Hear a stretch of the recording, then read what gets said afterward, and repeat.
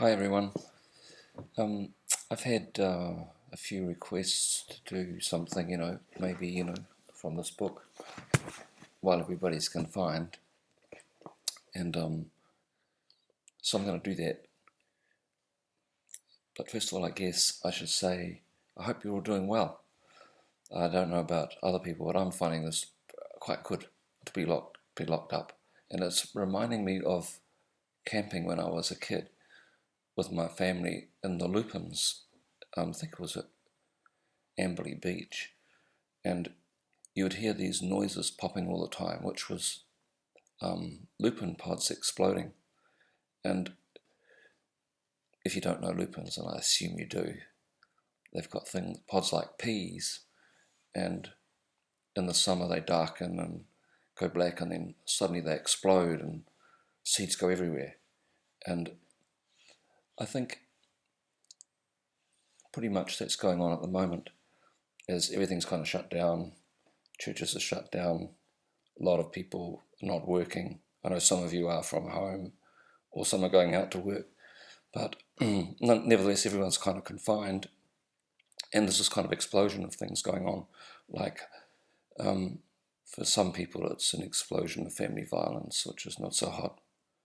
For others, I know they're kind of practicing their guitars and things like that because they've communicated, on Facebook or whatever, saying they're getting into it. But it's kind of a great opportunity. And it makes me think about Paul when he was confined, like in prison there. And what he produced was 4 epistles. It was Ephesians, Philippians, Colossians, and Philemon. And Philemon, it's kind of a different book from the others, which are essentially teaching. Because in Philemon, he's dealing with the issue of an escaped slave that he's led to the Lord. And in those days, under the Roman law, the guy should have been executed. But Paul's advocating on his behalf. So just putting that to one side and looking at what he wrote in the other 3 books, it's interesting because he not only teaches by instruction, but he teaches by example. And what he's doing is a great example to us, I think. Initially, though, in all of them, he says he's thanking God always for these churches and for these believers, and he's always praying for them. And as I say, he also instructs them. But then he does this other thing and asks them to pray for him. And I was thinking in Colossians, for example, he says,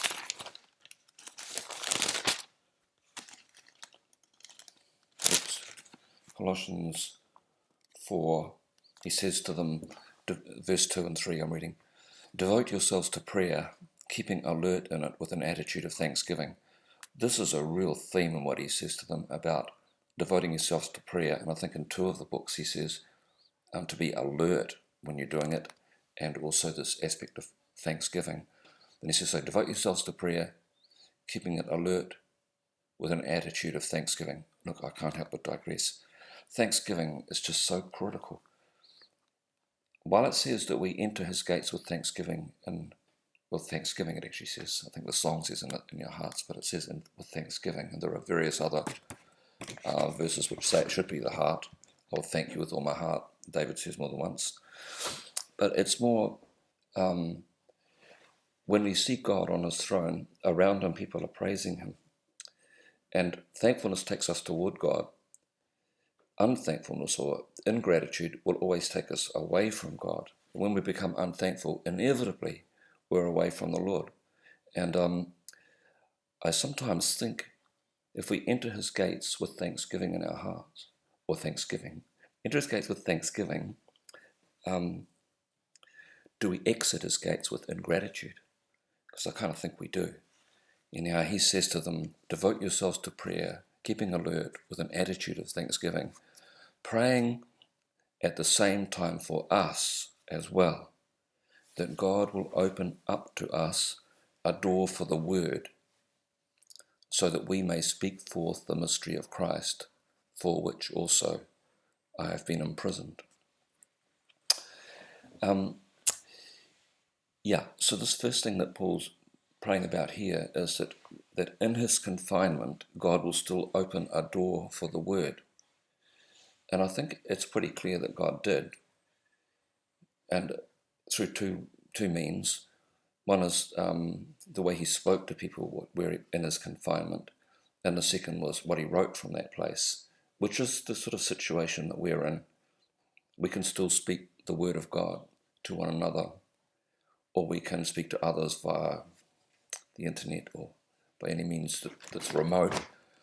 So, that's the first thing he wanted, was that they would pray for a door for the word, that even if the prison doors are locked, the door for the word can be open.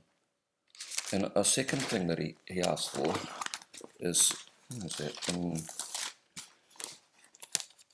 in Philippians, I think. Oh no, hold on, it's not. It's in Ephesians. It's in Ephesians. Chapter 6. Again, if I start in verse 18, he's referring to the believers first and then to himself. And he says, with all prayer and petition, pray at all times in the Spirit, and with this in view, be on the alert with all perseverance and petition for all the saints. Just pause here. Notice that again he says about praying about being on the alert, which is very interesting. We'll come back to that another time. And pray on my behalf that utterance may be given to me in the opening of my mouth, to make known with boldness the mystery of the gospel,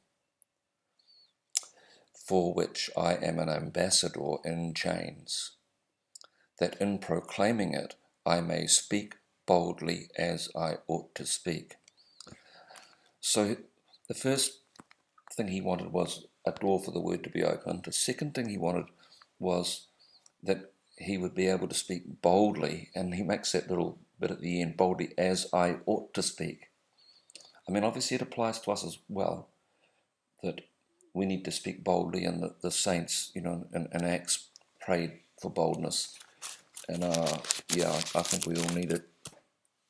So that's number 2. First, a door for the word. Second, that he would speak it boldly. And thirdly, back in Colossians again, in that same area, it says, chapter 4, if I were to reread those verses from verse 2, I stopped mid-sentence last time. It says, devote yourselves to prayer, keeping alert with an attitude of thanksgiving, praying at the same time for us as well, that God will open to us a door for the word, so that we may speak forth the mystery of Christ, for which I have also been imprisoned, that I may make it clear in the way I ought to speak. So thirdly, he kind of asks that he be able to make the word clear, and then he says again, as I ought to speak. So open a door for the word, give me boldness to speak it, and enable me to speak it clear. That's what Paul asks people to pray for him for. So I think they're the real goals that we should seek as well.